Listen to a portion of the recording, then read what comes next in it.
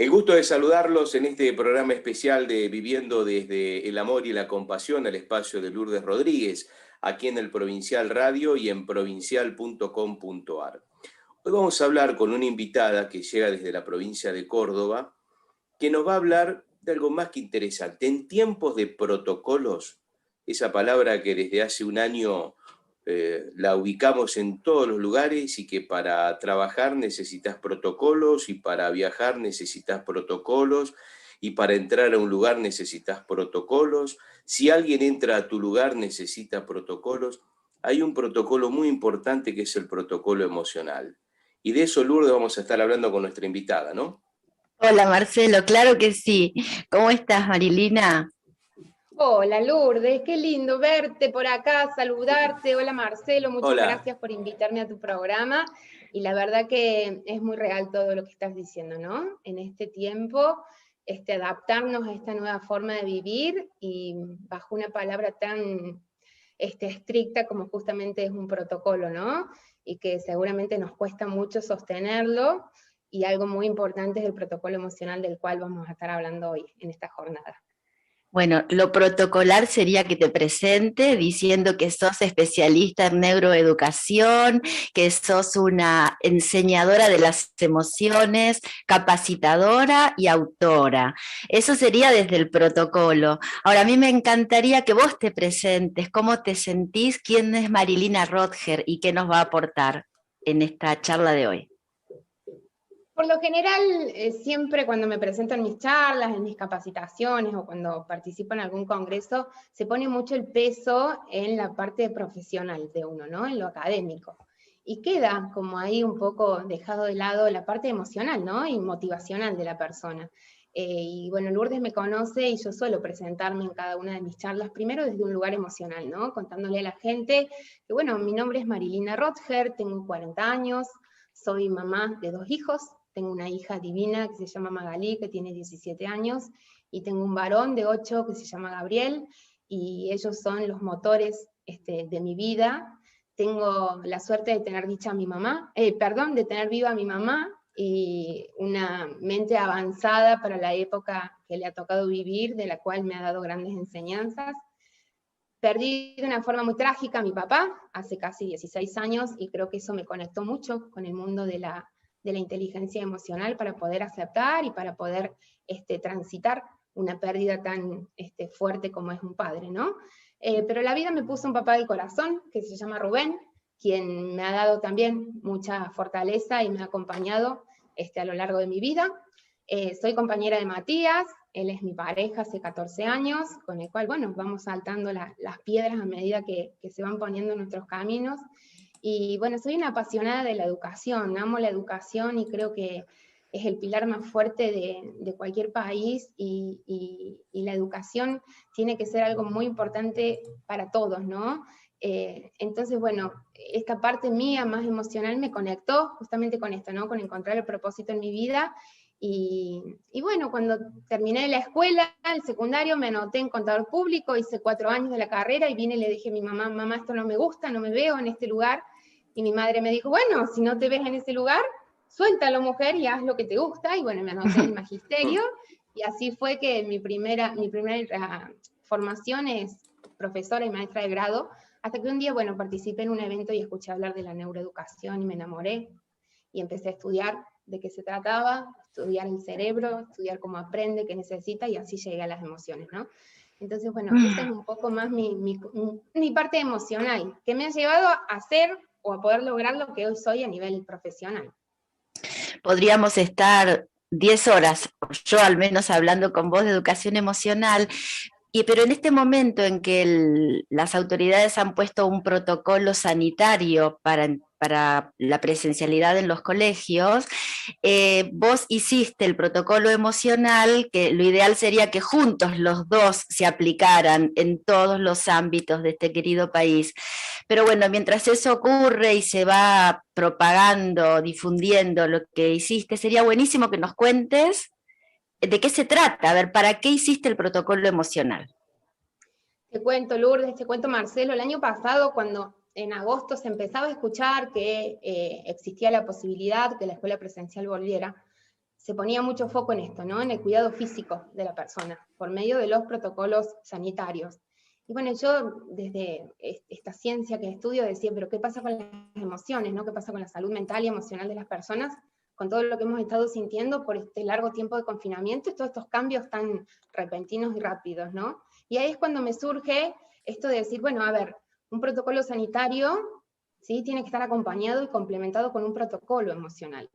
Porque desde que se disparó la pandemia de coronavirus, las emociones de miedo, las emociones de tristeza, las emociones de enojo, y muchas de sus derivadas han estado presentes, y van a seguir estando, y también están presentes en la escuela. Y este tipo de emociones son muy primitivas, y tienen la particularidad de bloquear el aprendizaje. Y bueno, en la escuela vamos a aprender, ¿no? Entonces, si no nivelamos los estados emocionales de nuestros niños, si no hablamos de lo que estamos sintiendo, de cómo nos estamos sintiendo, de qué podemos hacer con lo que sentimos, saber que cada emoción es válida y necesaria, y darles la posibilidad que ellos puedan gestionar esto que sienten, me parecía que era como algo que podía interrumpir, ¿no? La continuidad pedagógica. Por lo tanto, es el principal disparador que me llevó a sentarme, ¿sí? Y escribir, y plantear no digo la necesidad, sino la sugerencia de complementar a este cuidado físico y de seguridad en la escuela para evitar, digamos, contagiarnos del virus, acompañando con un protocolo emocional. Justamente para, digamos, el protocolo sanitario que pretende este distanciamiento físico para evitar contagiarnos, ¿no? Y el protocolo emocional busca un acercamiento justamente más afectivo para poder, ¿sí? Encontrar el equilibrio entre el cuidado integral del ser humano, ¿no? No solamente lo físico, sino también lo mental y lo emocional. Marilina, cuando uno habla de protocolo emocional, yo voy siempre por las preguntas más simples. Primero, ¿qué es un protocolo emocional? Y segundo, ¿cuáles son los 3 o 4 puntos? Yo sé que ahora lo vas a desarrollar con Lourdes, que tenés allí prácticamente una publicación que está a punto de entrar a la imprenta, pero después de contarnos qué es el protocolo emocional como concepto, ¿cuáles son los 2 o 3 puntos destacados? Un protocolo es un conjunto de normas rígidas que tenemos que seguir, ¿no? Inclusive, yo por ahí digo, si una norma no se puede cumplir, deja de ser un protocolo, ¿no? Y los protocolos sanitarios que tenemos en las escuelas tienen ciertas normas que resultan complejas de llevar a cabo porque el ser humano es social y necesita interactuar con otros, ¿no? Y tanto distanciamiento, tanta falta de trabajo en equipo, de poder verme, de poder conectar con el otro, seguramente no sé si se puede llevar a cabo el 100%, porque los docentes, si me están escuchando, van a sentir, porque hay muchas situaciones espontáneas en la escuela, ¿no? El abrazo, el querer saludarte, y todo eso está contemplado dentro del protocolo sanitario.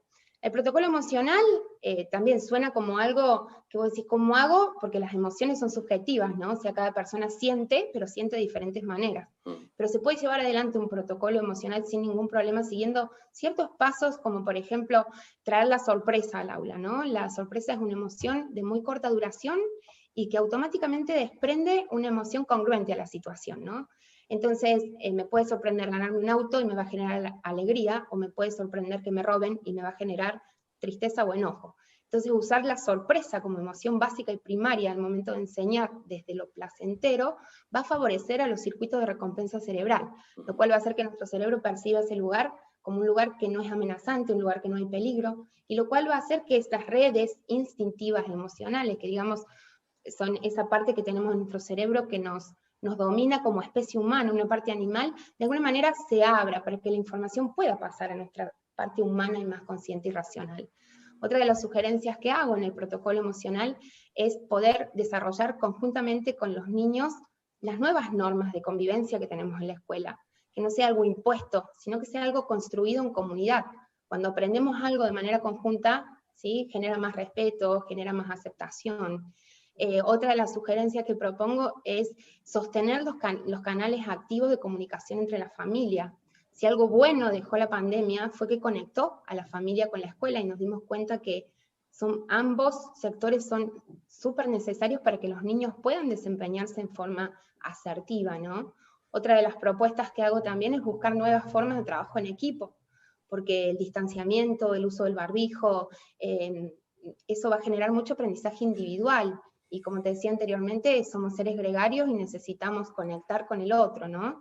Otra de las sugerencias que hago dentro del protocolo emocional es tener en cuenta los niveles de la atención. Va a haber muchos estímulos del entorno, del ambiente, que van a hacer que los circuitos o estados de alerta de nuestros estudiantes se vayan hacia otros estímulos que no son los deseados, ¿no? Entonces entender que la atención no se pide prestada, sino que debe ser captada, y que depende de 3 circuitos neuronales, depende de los estados de alerta del estudiante, depende de los circuitos o estados de orientación, y depende también de la atención ejecutiva. Y bueno, y una serie de sugerencias más que van en torno a que esto es algo interno de cada uno, ¿no? Y si me lo propongo hacer, lo puedo llevar adelante. En cambio, los protocolos sanitarios es algo que me dice la afuera que tengo que cumplir. Por eso muchas veces genera alguna resistencia.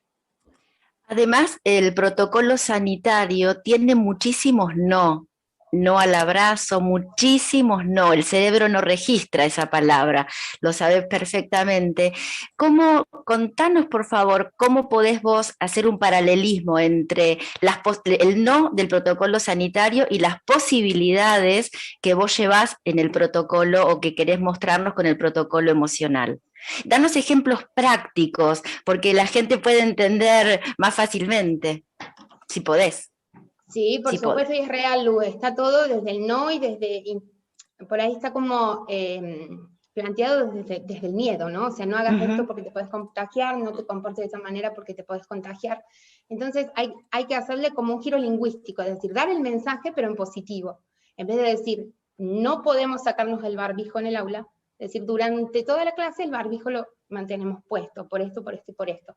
Entonces cuando cambiamos el discurso, ¿sí? Cuando cambiamos la palabra es acción, ¿sí? Entonces la manera en que nosotros comunicamos aquello que queremos del otro es el punto principal, digamos, para lograr la aceptación. Entonces eliminar el no, como decís vos, y transformarlo, ¿sí? En afirmativo, en primera persona, para que de esa manera se pueda comprender. Qué época difícil para los docentes también, Marilina, ¿no? Porque para los niños y adolescentes, para todos en general, pensaba, te veo en las redes y veo que te llaman para capacitar en muchísimos lugares, no solamente privados, también del Estado. Quería preguntarte, ¿cómo están situados los docentes? ¿Ellos mismos tienen la necesidad de tener más conocimiento de las emociones? ¿Qué es lo que te preguntan? ¿Dónde hacen hincapié? Sí, es así, Lourdes, tal cual lo decís vos. En realidad yo creo que el docente ha tenido una capacidad de adaptación muy grande, ¿no? La pandemia llegó y de la noche a la mañana la escuela se tornó a una pantalla y donde teníamos que trasladar, digamos, la escuela a la casa, ¿no? Y el docente buscó sus recursos propios, sus estrategias, y rápidamente dio una respuesta a lo que estaba sucediendo. Creo que hay que destacar lo que ha hecho el docente hoy, no importa si lo hizo bien, si lo hizo mal. Lo importante acá es que el docente buscó conectar con todos sus estudiantes, y eso es lo más valioso, ¿no? Tal vez hemos perdido aprendizajes académicos, pero hemos ganado aprendizajes para la vida. Y puntualmente, yendo a tu pregunta en el tema de las emociones, y sí, hay mucho desconocimiento porque a veces se cree que desarrollar inteligencia emocional o hacer educación emocional es algo romántico, o es algo que está de moda, o es una necesidad. Y en realidad, la inteligencia emocional es una inteligencia con la que no nacemos, no es innato en el ser humano, y la tenemos que desarrollar a lo largo de toda la vida. Y debe empezar en casa, ¿no? Con la nutrición emocional, es decir, con el amor, con el límite que puede poner la familia, y continuar en la escuela educando las emociones, es decir, de la misma manera que desarrollamos en la escuela capacidades intelectuales, tenemos que desarrollar capacidades emocionales. La pandemia mostró que gran parte de la sociedad tiene un grado de analfabetismo emocional muy grande, pero porque no nos han enseñado eso. O sea, en los institutos de formación docente está muy alejado todavía todo lo que es la educación emocional, porque está bastante banalizado su concepto. Entonces considero que es una buena oportunidad para darnos cuenta que este aprendizaje de las emociones tiene que ir a la par del aprendizaje intelectual, porque emoción y cognición son procesos que van de la mano. O sea, la emoción antecede al intelecto, ¿sí? Y mucha de la arquitectura de nuestro sistema nervioso está comandada desde las emociones, ¿sí? Es decir, a medida que nuestro cerebro se formó en nuestra herencia evolutiva, primero sentimos, y luego pensamos. Entonces el cerebro primero le va a dar la razón a aquello que siente. Entonces gestionar eso que sentimos para encontrar una respuesta asertiva es lo que nos va a permitir tomar mejores decisiones, tener un mejor desempeño en la vida, saber motivarme, tener una comunicación más efectiva, trabajar en equipo de una forma más acertada. Entonces esas son habilidades y competencias que tenemos que aprender. Y si hablamos de aprender, hablamos de la escuela. Entonces creo que la pandemia tiene que ser una oportunidad para incluir la educación emocional de manera sostenida, de manera sistémica y fundamentada, como decís vos, darle la posibilidad al docente para que pueda adquirir los conocimientos que necesita para primero tener él ese desarrollo, porque si él no sabe lo que es la educación emocional o la inteligencia emocional, va a costar enseñarla. Marinina, ¿cuánto de esto tiene falta de comunicación o mala comunicación? Porque dabas el mejor ejemplo en el primero que contabas, en esto del uso del barbijo dentro del aula. El significado del uso del barbijo, el sentido del uso del barbijo es el mismo, pero la forma en que comunicamos al alumno cómo lo tiene que usar modifica notablemente hasta la predisposición de ese alumno para decir, no, lo tengo que tener puesto. Muchas veces yo siento, más allá de lo que estamos hablando, y en esto me hago cargo, que muchas decisiones que se toman a niveles gubernamentales lo toma gente que poco sabe de esas decisiones que está tomando. No quiero meter esto porque no conozco en demasía la cuestión, pero muchas veces pasa esto, de que se habla de un gran protocolo que hay que cumplir, pero en el llano, en la tierra, en el día a día, la realidad es otra, ¿no? Sí, totalmente. A mí tampoco me gusta meterme en política, pero creo que en este momento, con todo lo que estamos viviendo, se está pensando mucho en las próximas elecciones y no en las próximas generaciones, ¿no? Y un país sin educación no tiene futuro, ¿no? Y un país sin salud no tiene presente. Entonces creo que todo este aprendizaje que nos está dejando la pandemia nos tiene que servir para hacer el puntapié de los cambios que necesitamos, ¿no? La escuela está vieja, está obsoleta. Nuestro sistema educativo hace 2 siglos que no muta. Entonces hay que buscar nuevas formas, ¿sí?, de enseñar y de aprender que se adapten a la realidad y a la sociedad que hoy tenemos. O sea, tenemos un sistema educativo del siglo XIX y tenemos alumnos del siglo XXI. Entonces ahí falta una coherencia, ¿no?, entre lo que estamos enseñando y lo que ellos verdaderamente están necesitando aprender.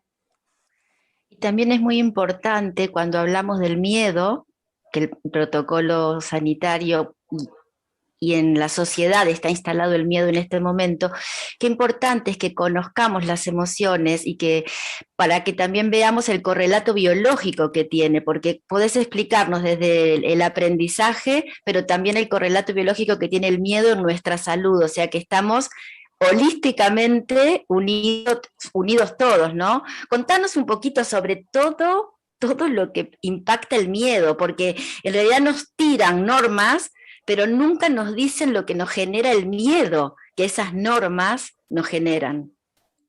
El miedo es una emoción muy primitiva, o sea, es lo que nos permitió adaptarnos al entorno y buscar precaución. El miedo tiene 3 reacciones: lucha, fuga o inhibición de acción. Y el miedo no es malo, el miedo es necesario y válido como todas las demás emociones, y nos brinda una información. El tema está en adquirir estas herramientas y estas estrategias para no caer en un estado de ansiedad, de pánico o paranoia ante lo que estoy sintiendo, sino encontrar la seguridad, la precaución, la aceptación, para de esa manera poder ¿no?, tomar mejores decisiones, tener un mejor desempeño. El miedo es una emoción primaria, básica, y de ella se desprenden emociones secundarias. Y esas emociones secundarias que se desprenden del miedo dependen de los contextos, dependen de los propios pensamientos de la persona, depende de su cerebro y de su cuerpo. Entonces a veces, no sé, tenemos en el aula un niño que está inseguro y ese niño no nació con inseguridad, ¿no? Hay algo de su entorno, de sus propios pensamientos y de esta emoción primaria que es el miedo, que está haciendo desprender esta emoción tan displacentera como es, por ejemplo, la inseguridad, que hoy hay muchísima, ¿no? Entonces, una manera simple, fácil, para que entendamos todos sobre cómo gestionar el miedo, lo importante primero es identificar el objeto que te causa miedo. A veces puede ser real o imaginado, ¿no? Después es importante saber cuál es la raíz de ese miedo. O sea, ¿es un miedo mío o es un miedo que me han heredado? O sea, un niño de 10 años, ¿siente un miedo verdadero por ir a la escuela o todo lo que está escuchando hace que a él le genere ese miedo y esa inseguridad para asistir? Hablar, comunicar, ¿sí? Hablar de los miedos. nunca minimizar o burlarse del miedo que siente un niño. Y bueno, y justamente enfrentarlo, ¿no? Tenemos muchísimos recursos para enfrentarlo, y saber que el miedo aparece para adaptarnos al entorno. Las emociones tienen una función adaptativa, una función motivacional y una función social. Y necesitamos del miedo, ¿sí? Pero necesitamos también gestionarlo asertivamente para esto, para no caer en estas 3 reacciones, no respuestas que tiene el miedo, ¿no? La lucha, o sea, me enojo, me defiendo de alguna manera, la fuga, me voy de acá, o la inhibición de acción, me quedo paralizado. Y cómo se desactiva el sistema inmunológico, ¿no? Cuando uno se llena de miedos, eso es fundamental. Marilina, yo te quiero comprometer para un próximo encuentro porque quiero que me hables de las emociones y que nos expliques todo lo opuesto a lo que hemos aprendido. Pero todavía tenemos un ratito para que nos cuentes más sobre el protocolo en un librito que, como dijo Marcelo, está por salir, está por ingresar a la imprenta. Si nos querés mostrar, contar y hablar un poquito más sobre el protocolo emocional. Bueno, gracias, Lourdes. Sí, en realidad tengo 3 libros escritos hasta el momento, uno sobre las emociones y el aprendizaje, otro se llama Una escuela neuroeducada, que trabaja más lo que es la neurociencia cognitiva. Y bueno, y la pandemia me llevó a sentarme a escribir, a mí me encanta escribir, y escribí sobre la pandemia y la educación. Y escribí un libro sobre cómo enseñar y cómo aprender en tiempos complejos. Y acá, bueno, tengo la prueba galera, lo que se le llama. La prueba galera es como la última revisión que te dan de tu libro antes que sea publicado. Y bueno, contarle a la gente que yo calculo que a finales de esta semana ya va a imprenta para salir, y que el capítulo 6 de este libro desarrolla en profundidad el protocolo emocional, y está acompañado con muchas estrategias y con muchas herramientas, juegos y dinámicas para poder aplicar en el aula, para lograr esto, nivelar las emociones y poder encontrar la respuesta emocional y no ser presos de las reacciones emocionales que buscan asegurar la supervivencia humana nada más. ¿Crees, Marilina, que a partir de ahora, con todo lo que va a cambiar, porque esto, una frase ya tan trillada que vino para quedarse y demás, y que va a quedar en todos los ámbitos, también por supuesto en la educación, ¿crees que este cambio puede producir quizás esto que se está buscando, que es este protocolo emocional, esto de el acercamiento quizás desde otro lado, pero acercamiento al fin y más de características espirituales y de acercamiento con la otra persona, que antes por ahí se materializaba con un abrazo, con un beso, y que ahora no puede ser, hoy no puede ser, por ahí más adelante lo recuperamos, pero como que también la educación en lo que tiene que ver con lo estrictamente educativo, que es enseñar matemática, geografía, lengua y literatura y demás, ¿va a tener esta parte metida dentro de esos planes de estudio? Como educadora, como mamá, deseo que así sea, y espero que todos aquellos que estamos alrededor de la educación pongamos nuestro granito de arena para que esto se comprenda, así como vos dijiste, ¿no? O sea, enseñar matemática, aprender matemática requiere de un proceso de aprendizaje, y aprender sobre las emociones también, y eso tiene que estar contemplado en el colegio, en la escuela y en todo instituto de formación educativa, ¿no? Deseo también que la pandemia no sea un paréntesis para la escuela, para la educación, y que cuando pase volvamos a la normalidad, ¿sí? Y bueno, convoco a que todos aquellos que somos curiosos, creativos, que deseamos una nueva escuela, bueno, nos animemos a aportar cada uno desde su lugar, y creo que sobre todo hoy más que nunca hay que escuchar a los docentes. Ellos son los que tienen la verdadera respuesta de qué cambios necesita la educación hoy, porque han estado en la trinchera, ¿no? Claro. Y poniendo de ellos para salir de una... No hay un precedente sobre cómo enseñar y cómo aprender en un contexto tan crítico como el que hemos tenido. Entonces, esos cambios yo deseo que sí, que salgan a la luz y que se puedan sostener en el tiempo. Ojalá que la educación emocional se vuelva pandémica. No, ojalá. Y nos contagie de alegría. Y nos contagie de alegría. Y aprendamos a manejar las emociones y podamos vivir mejor. Marilina, las capacitaciones que vos das en este momento, en Córdoba las están haciendo en forma presencial, las hacen por Zoom, y contame la última capacitación, que creo que es una que se llama así, mira, lo voy a leer: el confinamiento de la escuela nuevamente puede desencadenar emociones displacenteras en niños y en adolescentes. ¿Cómo afectan el aprendizaje? ¿Esa es una de las últimas charlas que vas a dar o diste? Acá en Córdoba, sí, se están dando algunas presenciales cumpliendo los protocolos. Yo estoy muy contenta porque hace más de año largo que estoy acá en mi casa conectándome a través de la pantalla, pero la mayoría todavía son virtuales. Y la última que di, la di con Global Psych, que es una asociación que trabaja por la salud mental positiva y lo hace desde la psiquiatría y la psicología, y trabaja de manera interdisciplinaria, por eso yo estoy ahí con educación, y dimos un curso sobre neuroeducación, emociones y estrés. Y bueno, ahora tengo este jueves, tengo otra para una escuela, donde vamos a estar hablando de cómo enseñar y cómo aprender en tiempos complejos. Voy a trabajar también con el Ministerio de Formosa. Sí, tengo muchas capacitaciones por delante, pero la mayoría siguen siendo en forma virtual. Me parece interesantísimo también, ya que te tenemos acá y me alejo un cachito del protocolo emocional, es contarle a los que nos están escuchando que también has trabajado muchísimo en empresas acompañando a los empleados para que con un mejor conocimiento de las emociones, un mejor rendimiento para la empresa. Y eso es maravilloso, porque eso sí, yo que trabajé en un banco tanto tiempo, era como impensado hablar de emociones dentro de un banco, pero vos has capacitado y eso también en ¿cómo tenés un paquetito armado para las empresas o cómo es eso? Contanos, porque la gente después nos va a llamar seguramente, porque siempre que vos salís al aire, siempre hay, aunque sea mi primera entrevista acá, pero bueno, ya te conozco de antes, ¿no? Hay muchísima repercusión sobre lo que vos hablás. Por lo general me convocan desde el área de recursos humanos en esto, ¿no? En fortalecer más que nada la inteligencia emocional en el ámbito laboral. Yo trabajé acá en Córdoba con una línea de colectivos, un interurbano, y fue un desafío enorme para mí porque capacité a más de 180 profesionales que conducen colectivos, ¿sí?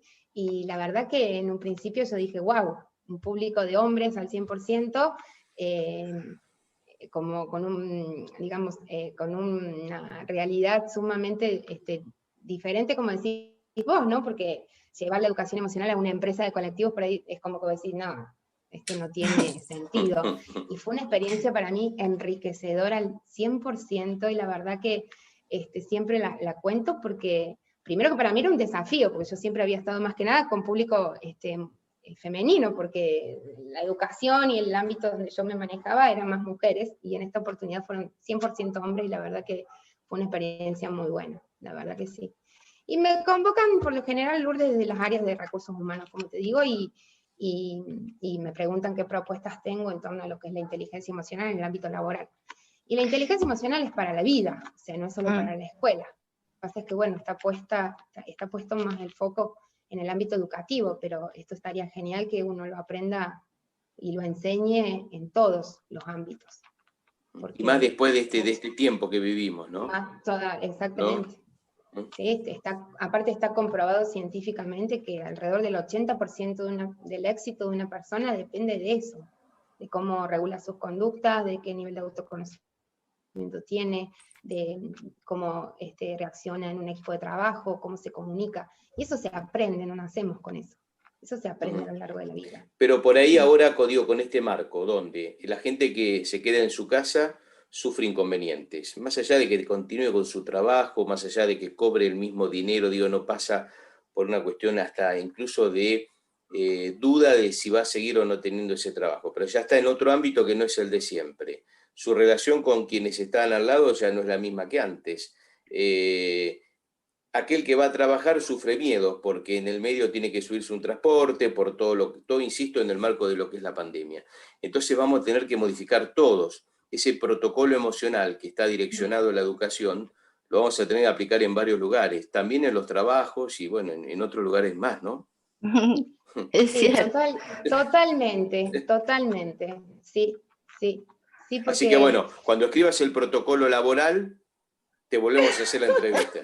Bueno, mira, ya me dice ahí una motivación. Seguro que lo vas a hacer en breve, porque vos cuando se trata de escribir... Marilina, para ir cerrando ya, quería decirles esto, que ayer estuve otra vez siempre miro la película de Patch Adams en alguna parte y veo cuán vigente estaba todo lo que ese hombre decía hace tantos años, ¿no? Él les hablaba a los estudiantes de medicina y les decían, no se detengan tanto en obtener buenas calificaciones, que eso no es lo que los va a transformar en excelentes médicos. Lo que los va a transformar en excelentes médicos es esto, manejar las emociones, conéctense con las personas, háblenles, entérense, lleguen a sus corazones. O sea, esto que vos ahora estás poniendo en forma de protocolo y hablando de las emociones es algo maravilloso que ocurre, pero que no es nuevo y que lo teníamos tan tapado. Así que yo quiero que vos dejes un mensaje, lo que quieras decir, que nos llene de esperanzas o lo que tengas ganas para hasta que nos volvamos a encontrar con el protocolo laboral. O si no, con alguna otra. Ya Marcelo ahí te dio el pie. Me dio el pie, Marcelo. Mira, Lourdes, te voy a decir que con amor se educa, con pasión se enseña y con emoción se aprende. Y que tenemos que de una vez por todas tratar de educar para la convivencia y no para la supervivencia. Y para eso necesitamos cambios estructurales. O sea, es que te hablo desde el periodismo. Cuando yo, si fuese el que tenga que escribir esta nota, ya me diste el título. El título es lo que acabas de decir. Entonces, cuando en una entrevista el título es la última frase, se hace más interesante, porque cuando vos estás esperando ese título, tenés que ver toda la entrevista para llegar al final. Así que ahí está claro que hay buenos conocimientos de cómo desenvolverte ante la gente y contar no solo un protocolo, sino algo más que un protocolo. Así que te felicito, Marilina. Bueno, muchas gracias, Marcelo, muchas gracias, Lourdes, y bueno, saludo a toda la audiencia, y bueno, y también decir que puntualmente en el ámbito educativo a veces queremos que el sistema cambie, ¿no? Pero los docentes también tienen que cambiar porque ellos son parte del sistema, y tienen que reconocerse como parte del sistema. Muchas gracias, Marilina, te felicito, te gracias, quiero. Lourdes. Te quiero mucho, mi amor, cuídense, chicos. Muchas gracias. Chau, gracias.